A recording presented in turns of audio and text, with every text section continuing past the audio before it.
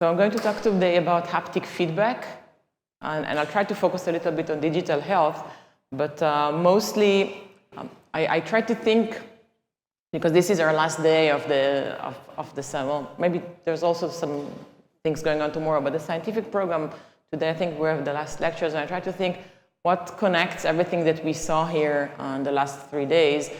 And my feeling is that we saw science and engineering and innovation, and we shouldn't forget friendship. So we're trying to, so there are some old friendships, like Alon said, 30 years old, some newer friendships that we've made along the years, and some newer friendships that we're trying to build here between Israel and Romania in hope to assimilate more knowledge from both countries across borders.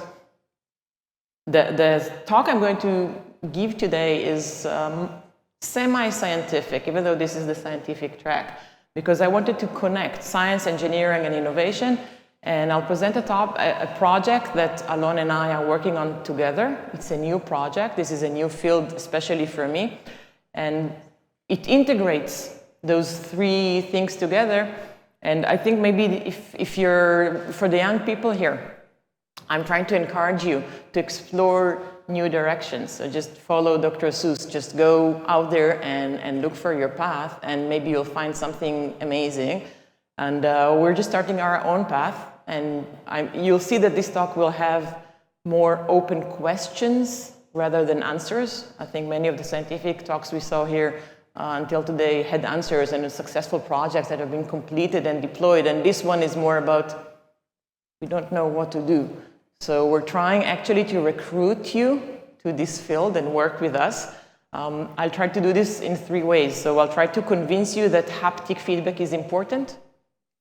And I'll do this by first teaching you a little bit, giving you a brief introduction about haptics, what does it mean, what are a very rough overview, and then show you use cases to convince you that this is important also for health applications and medical applications. I will try to convince you that there is an opportunity, that we are on the brink of the moment in time when this technology and the products and related, the technology and the related products that could be developed are going to go out there into the market in the next decade. Some will really take a decade, some will take 2, but I think that the early birds are going to land much sooner in the near future. So I think there's an opportunity here, and this is a good point in time to join this topic of haptic technologies. I'll tell you what we're doing at the Technion, trying to convince you again that this is a good opportunity and that this is a very interesting topic by showing you again what we're doing and what are the open questions. So this is the plan for this talk today. As I said, this is a joint project together with Alon and Yair Herbst, who's not here as a PhD student. He couldn't come because he's submitting a paper this week, so he was busy. Okay, so we're talking about the 5th sense, the sense of touch, and our goal, I'll give you a quick introduction to the sense of touch. What does it mean? Now, there are people that think, this is, for example, David Walpert. He's a professor from Columbia University, and he believes that we have brain for only one reason. The one reason and one reason only is to produce adaptable and complex movements. So he believes the most important thing for us is to be able to move. And if you think about this, we move all the time, we touch things, we feel things. Without this, we are lost. And there are actually, you could find on YouTube people that have lost the sense of touch and see what happens to them. They really can't function. So if I'll ask you which sense are you willing to give up, we don't want to give up any sense. With COVID, we experience what does it mean to lose the sense of smell and taste. You could live a healthy life without that. Sight and sound are very, very important, but without touch, you really can't do anything. So what is haptics? The word haptics is anything that is related to the sense of touch. And it comes from Latin, the word haptisch, which is the science of touch, or Greek. I can't pronounce this properly. If anyone knows Greek, this is haptistal is to touch, etc. Okay, so let's give all of us a bit of introduction. What does it mean to touch? Because some of you are probably familiar with this. You come from the medical domain. Some of you are computer scientists, maybe less familiar. So how do we touch things? So for example, I want to grasp this water bottle. So there are two mechanisms in our body. One of them is the kinesthetic mechanism. So this is the muscles and the joints. I can move my arm. I feel where my arm is. I feel where my fingers are. Okay, so I have a sense of where I am. So this is the movement and the posture. I feel them from my muscles and joints. This is the kinesthetic system. The other system that we have, which is complementary, is the cutaneous system, or the tactile system, which is in our skin. So we have mechanoreceptors in our skin, and when I go and grab this bottle, it's a closed loop. I feel with my fingers that I touched something. The mechanoreceptors send the signal back to my brain, and I know, okay, I can then calibrate how much pressure I should put in my fingers in order to hold this properly. When one of those systems is malfunctioning, we're in trouble. And usually in normal daily operations, we integrate both mechanisms, and we're actually very good at this. So for example, if we want to feel texture, we want to know what is the texture of this shirt, do I like it, do I want to buy this shirt, I will probably do a movement, right? I will touch with my fingers and I will move my hand. If I want to know if something is hard or soft, I will put pressure on it. So it's a different gesture, and also with my fingers. Weight, I'll do this. And it's all an integration of the kinesthetic system and the cutaneous system. I feel the device in my hand, and I also feel the weight it puts on my arm. So this is how we function in the world, and people tend to be very good at choosing the right gesture to get the right knowledge about an object. And there's an old study by Lederman and Klatsky that they showed that people are very good at recognizing objects. So if they took 100 common objects like keys or domino blocks and toothpaste, gave them to people, and within 2 seconds people had very good recognition rates. So we're very good at recognizing objects with our hands. What they found out that we're not so good at is layouts. So this is something that sometimes you could find in museums. Museums like to be accessible. So they may reproduce the works of art with a relief surface that an artist creates. And you see here a picture, an illustration of artwork being reproduced as a relief surface, and then blind people can come and touch with their fingers the surface and experience the art. Now, actually, when we embarked on this journey, this was our goal. We thought, oh, we are going to build a tablet for blind people. But then the research says that people are not good at this. So if we explore with our hand a big surface, it's difficult for us to capture the scene. So maybe this was not the best direction, and maybe this research needs to be re-examined. As I told you, there are open questions here, so maybe we need to re-examine this. What is a good representation if you want to get good spatial layout? Or, for example, a painting? We don't know. We don't have a solution for this. Okay, so again, we have the cutaneous or the tactile system in our skin. We have the kinesthetic system. Both of them can sense in an active mode and in a passive mode. This is like running. You could run, or you free on, right? Like we run here on the river, and today we had a super.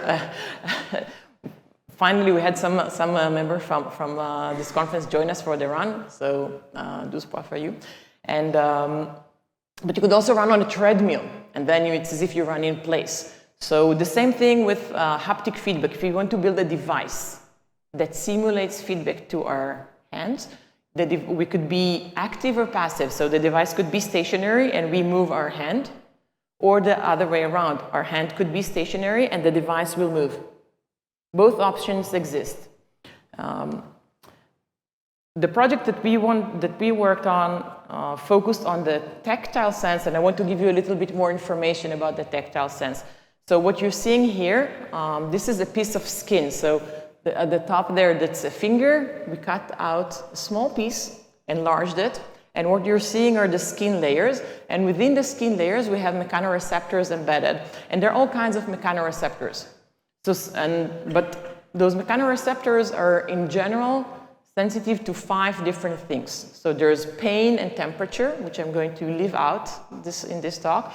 And I'm going to focus on 3 types of forces, external forces that we can sense. We can sense pressure, we can sense vibrations, and we can sense shear. Okay, so this is what you feel when you move things, when you slide your hand on something and you feel it resists you, the resistance. So this is shear. These are the 3 forces we can feel. That's our capability. Those sensations of forces, they respond to different temporal resolutions. So what you see in this graph, the x-axis is the temporal resolution, the y-axis is the spatial resolution, and you can see that the different mechanoreceptors, some of them respond to very short temporal resolutions, and some of them respond to longer temporal resolution. So for example, the Technion corpuscle that are sensitive to high-frequency vibrations are marked in blue, and very broad temporal resolutions they can sense, while the Merkel cells that are sensitive to pressure, they have a very short temporal resolution. Okay, so this is our skin, this is what we can sense, and I like this illustration. This is the homunculus that you could find on Wikipedia. It illustrates the areas in our body that have good tactile sense. So if you take the distribution of mechanoreceptors in each body part and you resize this creature, well, it's supposed to be a human, according to the distribution of mechanoreceptors, the tactile mechanoreceptors, this is what you get. So you can see most of our sensors are in the fingers, a lot of them are in the mouth, and then very few in the rest of the body. Now, if you played as kids this game when someone draws a digit on your back and you try to recognize it and you failed, it means you're human. We have very few mechanoreceptors in our back. It's like, I think, 8 centimeters apart. We just don't sense. But in our fingers, it's about, well, there are debates between 1 and 2 millimeters that we can separate. So these are the important parts, the fingers and the mouth. And another illustration of the same thing. So in the arm, sparse distribution, in the fingers, the fingertips, very dense distribution, and then the rest of it, again, lower. So the fingertips are the most important things. Now, why am I talking about haptics? So let's try and convince. So this was the brief introduction. I'll try to convince you now that this is an important sense. The sense of touch is important, and digitizing it is even more important. So I think that if we look, I'll try to show you some application domains within the digital health regime. We'll also see other ones, and because we're talking here about innovation, you'll see this is an explorative thing we're doing. We started with a new challenge, digitizing touch, and it could have multiple different domain applications. Some of them are unrelated to medical and health, some of them are related. So to illustrate the need, I will create correlations between the sense of touch and our visual and audio, mostly visual. We take it for granted today that we can see and hear each other from remote. We take it for granted that we can see each other digitally. We felt it during COVID. It saved our lives, right? We were able to continue to work. The fact that we could Zoom to each other and broadcast a video and hear and see everybody, other people, allowed us to continue work, allowed us to continue to remain connected with our families. So this is vision and audio. We cannot today touch from remote. If I want to touch someone who's in a different country, I want to pet my dog in Israel, I cannot.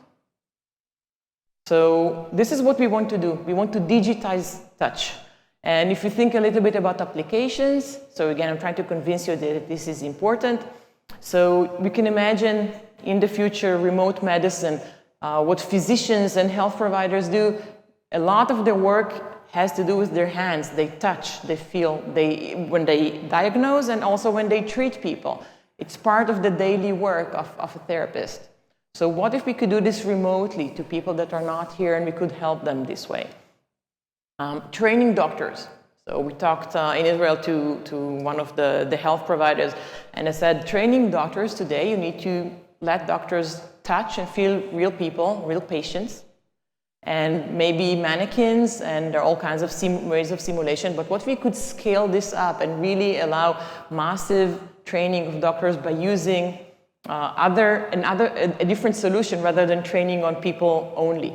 And if you think about how we train children to see, again, the correlation to the vision sense, we show pictures, we show books.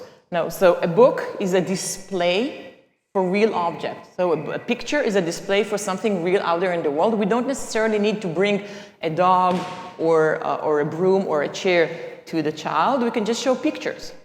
What is the corollary of a picture or of a book when you're talking about touch? How do you display touch? So this is the question we're trying to answer. Another application domain is surgery. So I'm not a doctor, but we have, I think, doctors in the audience. They say that when they're doing endoscopic or laparoscopic surgery, the haptic feedback either doesn't exist or is very limited, and the experience is kind of like putting on ski gloves and trying to operate. I don't know if anyone here skis and you put on the gloves, even operating your zipper is difficult. Now, doctors operate on us without feeling what they're doing. That's for me, this is scary. So maybe we could improve that and give haptic feedback to the doctors, to the surgeons. Another application domain, which I'll mention in more detail later on, is rehabilitation. There are many medical situations that result in deterioration in your sensomotoric capabilities. For example, stroke patients have issues both in the kinesthetic system and in the sensomotoric system. But even simpler cases than stroke patients, if you have carpal tunnel syndrome, you could end up with neuropathy in your fingers and lose the sense of touch. Now, if you don't feel, you can't pick up this water bottle, or it's very difficult. And we often see in stroke patients that either they try to grab a cup and they push too much and then they get tired, or they push too little and the cup drops. And we also see this with robots. I think yesterday Alon showed the beautiful project with the printed hands, and we saw this hand grasping a cup and it was squishing it too much. It's very difficult to balance this. How much pressure should you put? And one of the missing parts is this tactile sense, the sense of touch, the feedback. How much pressure should I put? How hard is this? So I'll talk about rehabilitation center later. And also mental health. I think that Udi Rivlin showed when he talked about statistics from the United States, I think he showed very, very worrisome statistics about the percentage of people that suffer from mental health issues and depression. I'm not saying touch is the solution, but could be one of the things that are important, especially for elderly people that are remote and don't have anyone hugging them or touching them. There's lots of research showing that really the lack of touch has bad influence on people, their feeling of loneliness. So this is maybe not for fingers, maybe we need somehow to hug people, but it's out there. So I'll stop talking about use cases because there are many others, and you can imagine yourself what you would use touch for when you do digital. Let's talk about what exists out there. Okay, so what is the state of the art? What are the current solutions? I will start with a disclaimer. The technologies are in infancy stages. So differently from vision and audio that we see beautifully today, even though we all hate Zoom or we love Zoom, I don't know. With haptics, it's far behind. It's like 20 years back in time. Okay, I like to categorize the devices that exist for providing haptic feedback into 4 categories. So one are the graspable ones, and actually I think what we have downstairs, this operating system in a sense is like that. So these are devices that you hold and mostly give you kinesthetic feedback, force feedback. You can feel movement and force, and you hold them. I'll show a few products in this category in a minute. And then there are some that are wearables, like watches or rings. There are those that you don't, that you just touch, like a tablet. And there are other ones that are for here. Let's see just real product examples. So the first category, mostly kinesthetic feedback, are the manipulendums. So these are like the fourth dimension Omega, or the Geomagic Phantom, or Microsoft Sidewinder, which is a joystick. These are devices that you hold and give you kinesthetic feedback, force feedback. So these are used mostly maybe for medical applications. The joysticks are used in gaming. So these are products that are out there and they have good deployment. When you go to wearables, still kinesthetic, okay, the force and movement, then people try to build things that are like exoskeletons. I focused here on the hands, so they're like exogloves, and there are a number of companies like DEXA Robotics or SenseGlove or Haptic that are trying to build gloves that if you try to move your hand and grab the water bottle, they will stop your fingers.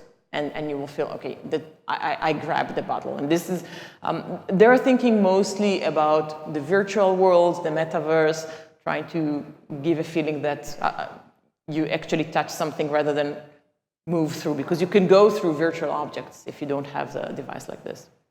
So these are companies that exist, they have this product. I think some of them you could buy, some are not in consumer mode yet. They tend to be very expensive and definitely not massive deployment. And in the medical domain, okay, I should have put this slide before. So in the medical domain, there are more devices that give you kinesthetic feedback and are in daily use. If you go to the tactile, to the cutaneous devices that try to give you the sense of textures, right? So tactile feedback to your skin. This is the other mechanism that we have.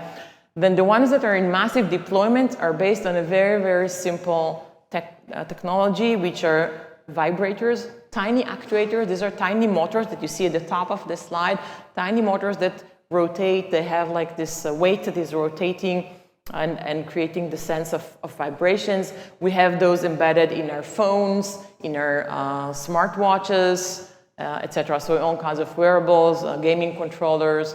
So we're used to that. So these are in massive deployment. They're very cheap, but the variety of feelings they can produce is very limited, right? So our phone can buzz, but it cannot give us the sense of what this shirt feels like. We're not there yet. So this is one thing that exists. Other solutions. So there's companies like Tanvas or Emergent that are developing, they're trying to create electrostatic resistance within touch screens, so you could feel that you're touching a slider or a button in the touch screen. So this is a technology that is under development. You could find it in some vehicles already deployed. I think maybe BMW has something like this. I'm not sure. And then another technology which is totally cool comes out from Ultraleap, and this is in mid-air. So they have this device that looks like a tablet, and you put your hand in the air, you don't touch anything, and you feel as if you're touching something. Now this is totally cool, but very, very coarse. So the trick is they're using ultrasound microphones. So they're creating sound waves, and with that we feel something, right? And if you feel very loud bass music, you feel it in your body. So the same idea is being used here, but very coarse sensations. Again, we cannot feel a shirt with these technologies. Technologies that are going more to, or I'll say futuristic technologies that are aiming towards really touching things with your fingers and sensing textures and fabrics. So some of them are based on something called microfluidics. So Haptics and Meta are working on that.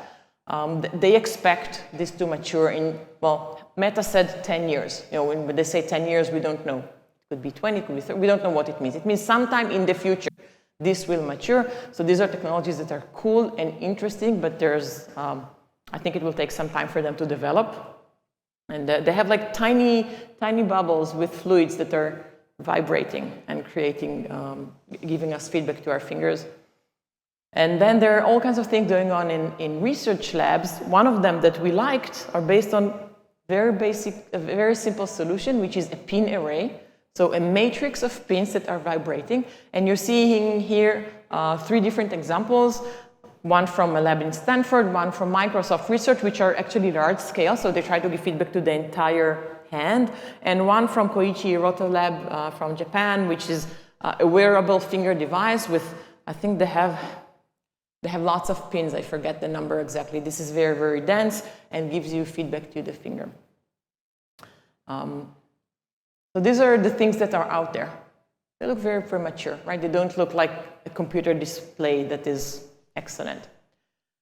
So let's see what we developed at the Technion. I'll start with a demo. This will give me some time to drink some water and while you're watching the video.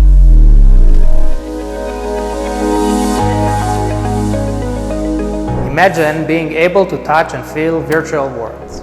We are a team of researchers from the Technion, and our aim is a complete immersive virtual experience combining multiple senses.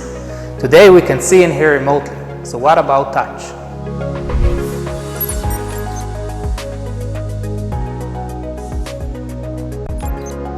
This one feels quite real. You can feel there's different textures in this sweater. Most of what we do in the real world relies on tactile feedback that is perceived through mechanoreceptors in our skin. Holding a glass of water, putting on a shirt, all these daily actions rely on our sensation of touch.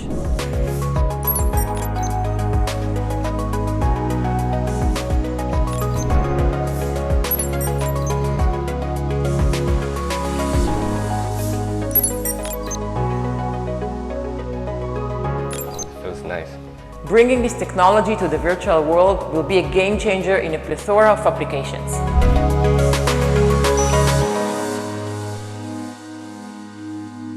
This is from Michelangelo. So I think this was to give you an idea what we're trying to do, and you see that also we have application domains that are not in the medical world, like online shopping and maybe gaming. We want to give all kinds of experiences. Now let me tell you a little bit more about the technology. So first, the device itself. So as I mentioned, we sense three types of forces. We sense pressure, vibrations, and friction. So what we've done is reverse engineering of those three types of forces and build a device that simulates those forces. I think you saw a little bit in the video, but let's see another video. In the video that I showed before, we didn't see the shear, and here you can see the shear. So what does this device have? It has a unit that is a robotic unit and can move in 3D and create pressure and surface variations. It has an array of pins that vibrate at very high frequencies, so it can go all the way up to 200 hertz. Usually we operate it around 120 because this is a natural frequency for people. But it can go all the way to 200 hertz. And then there's this membrane on top of it that gives the sense of shear. So it's very simple, very, very simple. $50 in the lab. Why did we build such a simple solution? Because first of all, we like the fact that it stimulates the mechanoreceptors as they are with forces, not through some implicit way. We can personalize it. This device, by the way, is built on top of a computer mouse. So we just took a computer mouse, we removed the plastic there and put our moving platform on top of it. So you can move the mouse, touch things that you see on the screen, and then at the same time get feedback to your finger. So currently it's just one finger that is simulated. And I'll explain why it can be actually very, very accurate. The fact that it is low cost, I think the need is obvious. If you want to have massive deployment of this display device, we need it to be cheap. So, and we have also a wearable version, but let's focus on the one that is built on a computer mouse. So let's say I want now to touch a patient. I want to touch this face. So I have and let's assume that I have the 3D model of the surface. I know what the surface looks like. I know the geometry. I know the texture. I want to give the feedback to the finger. So our device does the two most important components are the robotic motion that gives us the surface, and then the pins that give us the texture. In a way, you can think of it like this, as if we have macro surface geometry and micro surface geometry. So the macro is the general coarse shape, and the micro is the fine, delicate details. And the cool thing here is that the device has the pins that simulate the micro textures, and the fact that we have a 1.5 centimeter square that moves, this is like averaging the textures. So this gives us the raw, the rough, the coarse shape. And so essentially this is a mechanical way to decompose surface geometry into two frequencies, the coarse frequency and the fine frequency. And we do this by the design of the device that has two mechanisms that simulate shapes. Again, the robotic arm that moves and the pins. So, so this is how it works. And then if, for example, we want to touch a surface like this one that has bricks and then gravel in between, so if our finger touches one of the bricks, then mostly we'll have smooth surface with large variations. So mostly the robotic arm will move. Sorry, while if we put our finger on the gravel, there's lots of fine details, so the pins will create the texture. Another cool thing about this device, because it's built on a computer mouse, if we touch a single point, it's like we sample that point on the 3D object with the pin array. But now we move the mouse. So we move our finger a little bit. It's as if we sample a different location on the object. And now we move it further, and we sample a different location. When we move it further, we sample a different location. And altogether, this is like a super resolution effect. So if you know super resolution from the world of images, this might correlate in your head, but even if you don't, it's as if we allow the people to actually move their finger along an object and feel it, and we get infinite resolution in that way. So even though the pin matrix is, the pins have 1.5 millimeter separations, by moving them small movements, we can actually cover the entire surface. Now, what this allowed us to do is, for the first time ever, do an experiment of surface recognition, which we call surface recognition. We called it in the wild. Why in the wild? Because these are really textures that we just downloaded from the web. They are used from gaming. We have texture or surfaces of bricks, fabrics, concrete, wood, all kinds of types of textures. And we ran an experiment. We had people come to the lab, and they tried to touch all these surfaces with the device that we built in the lab. And we also compared it to 3D printed versions of the same surfaces. And we see a degradation, right? It's not the same quality of recognition. So when people were touching the 3D prints, 97% recognition. It took on average 68 seconds to recognize what texture, what surface that was. While with the device, 86% correct recognition, and the time it takes is almost double. So the device is not perfect yet. As I said, this is trying to show that there's still work to do, but it's a good start. It's a good start. And again, to give you a gist, if you look at previous work, so this is from the same pin matrix that I showed you before. This is their paper from 2020. This is the type of things they were trying to recognize. So they had surfaces with like 10 digits or 10 letters, and they're trying to distinguish between those 10 letters. No previous device comes even close to touching this type of complexity of surfaces. And again, we can do that because we can simulate the coarse shape, the fine shape. We put this all together, and we can really recognize complex surfaces. I'll skip this, and I'll skip this as well. So I think we have a good start with this device, but we still need both to improve the device itself and to improve its activation. And I'll explain what I mean by device activation. One thing I haven't talked about so far, I talked about the device, I talked about how we feel, but if we want to help surgeons and that are doing endoscopic or laparoscopic surgeries, we need also to find a way to reconstruct what the human tissue feels like. So if we have, for example, in this visualization, you see the doctor putting in a camera, looking in our body parts. Okay, thank you. Okay, now it's there. Thank you. So how do we know what it feels like? So we don't know. This is an open question. Now, I'm a computer vision expert, and let's go for a minute, do a short detour into computer vision. In computer vision, usually we worked with standard images. For example, an image like this. Let's imagine I worked, as Alon said, I worked for Alibaba. Alibaba does online shopping. Let's say you have a picture like this, and I want to help you, convince you to buy this sofa or one of those furniture. So what do I need to do to give you this experience? I need to first recognize the items in your room. For example, recognize that there is a table or this poof. We can do this very well today with computer vision. This works very well. The next stage is to zoom into this table or this poof, look at the texture, and then reconstruct from this image the surface geometry.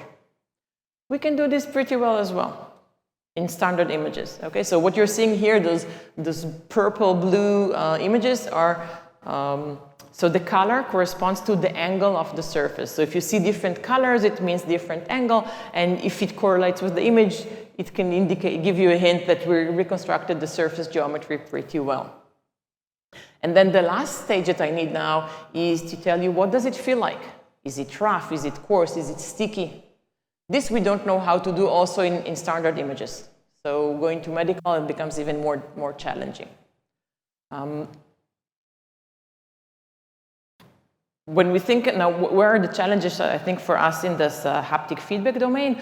So if we look at images and we ask ourselves, how come we can recognize objects in standard images so well? So there are various reasons, but one of the reasons is data. Now in the medical domain, we suffer all from scarcity of data. But in the visual domain, the standard visual domain, one of the reasons that created the revolution in computer vision and AI is the availability of huge data sets. For example, ImageNet, which is one of the main data sets that we train neural networks on. The basic version has 1.5 million images, but now we're using an even bigger data set that has 15 million annotated images. Because these are not just images, they're annotated, and we know what objects exist in this data set. Now, if I want to go out and build a data set like this with tactile properties, how do I do that? So for images, we're lucky to be, you all have cameras, so you can take pictures. You all have internet, and you post them, you're very kind, you post them on Instagram and Facebook and whatever your social platform is, so they're available for us to grab. We can take your data, it's very kind, and we can collect data sets. But we don't have cameras that capture tactile properties or material properties. So how are we going to build this data set? So there are some devices, but not consumer devices that we can do massive deployment. So this is a huge challenge for us. I'll skip some of the technological parts. And yeah, I'm skipping a lot, as you see. Okay, roll. So I think I want to focus on the material properties. So one huge challenge is how are we going to collect material properties? And some attempts are starting to be done. So there is a team in Rutgers actually working, led by Christine Dana, and they tried to build a data set. So they tried to collect material properties from, I think they have like 400 materials. Let's show it. It looks like this. Okay, so these are flat, planar surfaces, but all kinds of materials. And how do they capture their properties? So first of all, they had to define what are material properties that you're going to capture. For images, it's easy for us. We capture RGB. But what is the right space for tactile properties? What should we capture? Even that is an open question, but there are devices, for example, like this one that is called Tokair, and this one that is called GelSight. So this is, for example, it came out of a team led by, forget the name, Ted Edelson. So this device has this gel, and you take a picture through the gel, and the reflection that comes through this gives you the surface, lets you reconstruct the surface. So you see here what you're showing on the screen is you put the GelSight on a coin, and you get a reconstruction of the surface of the coin. Again, as you see, they're using colors to depict different angles on the surface. But this means that we need to go and buy this device, which is not cheap, and we need to touch everything that we want to have in our data set. This is not massive deployment, so this is very limiting. So what is the next, how are we going to build a device that will allow us to collect data? That's an open question that we need to solve. One of the things we're hoping to do, for example, with the reason that we build a first device that is like a computer mouse, but has some tactile feedback, and it is not perfect, and you can criticize it, and you can say that it's not robust, and it's not 100% recognition. It's the first version, it's the first step, and it's cheap. So we're hoping to be able to start and spread it and let people use it, so we can start collecting data, at least in small scale, and then maybe eventually grow as we progress.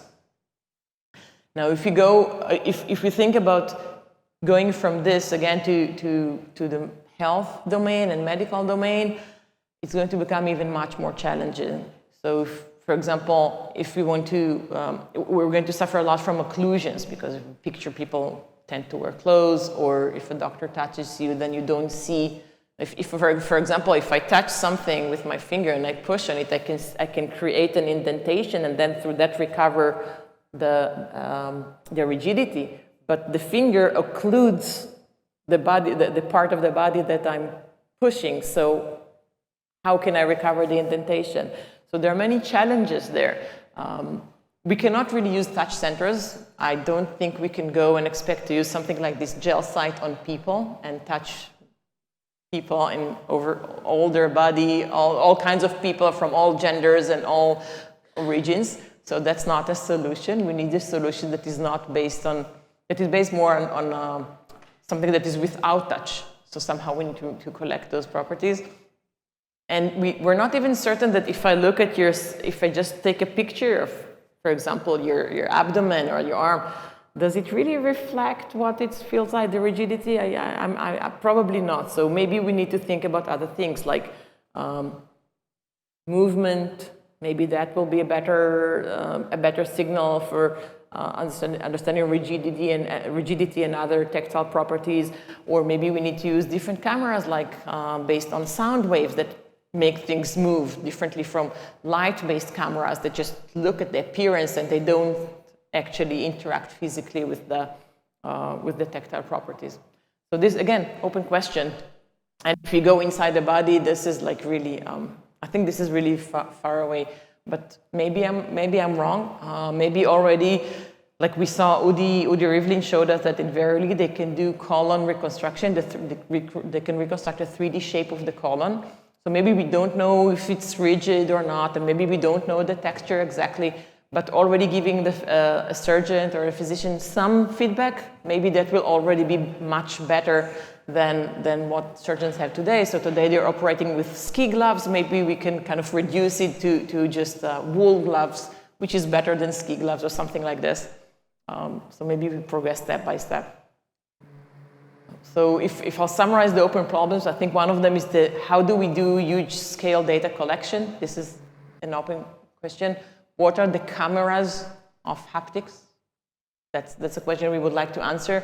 And then what is the right perceptual space? Where is the right space to represent? What are the right properties that we should capture? Is it roughness? Is it stickiness? What should we capture when we think about tactile properties? We're not even sure what are the properties that we should capture. So I think these are the main questions. I'll just say briefly that we already have, for example, a collaboration with Ichilov Hospital with Dr. Frank Atlan to work on rehabilitation. And just to give you an idea, so Frank came to us and he said, so he's a hand surgeon. And he said, okay, people that have carpal tunnel syndrome or other issues often suffer from neuropathy and they lose the sense of touch in their fingers. And when they come to him, he does two things. One is rehabilitation, which today is based on letting people touch all kinds of things or having a therapist brush your hand with all kinds of brushes. And they just kind of figure out as they go how to do that.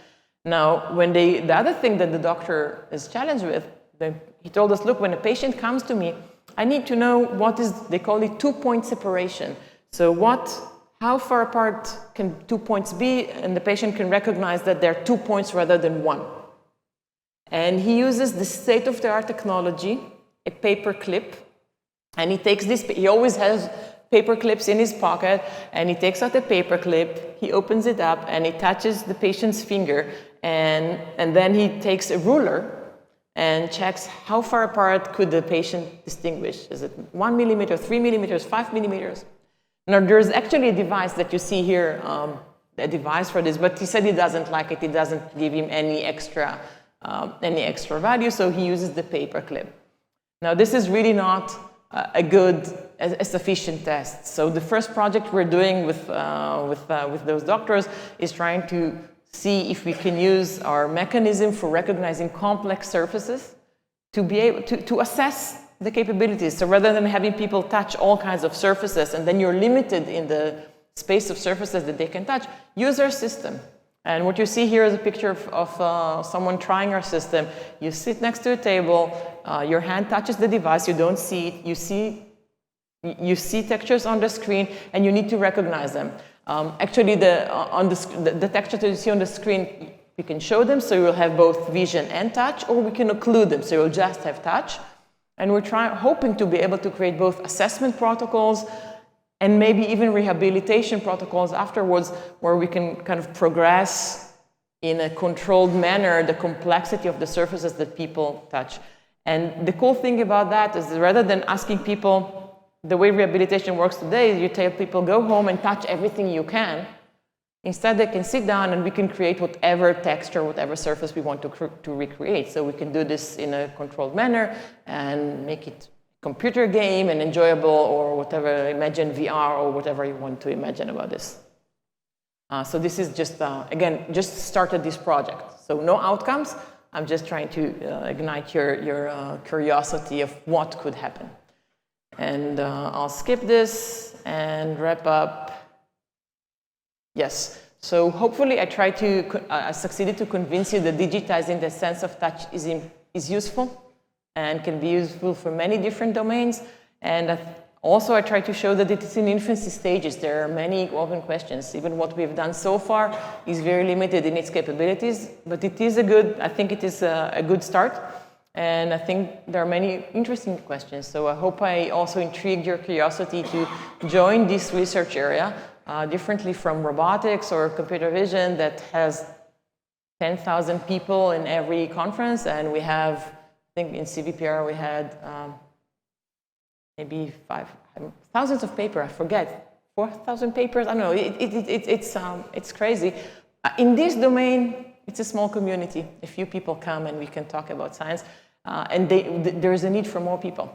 Okay, so there's a need for more people to make it progress. So this was my intention, to try and bring more people into this domain.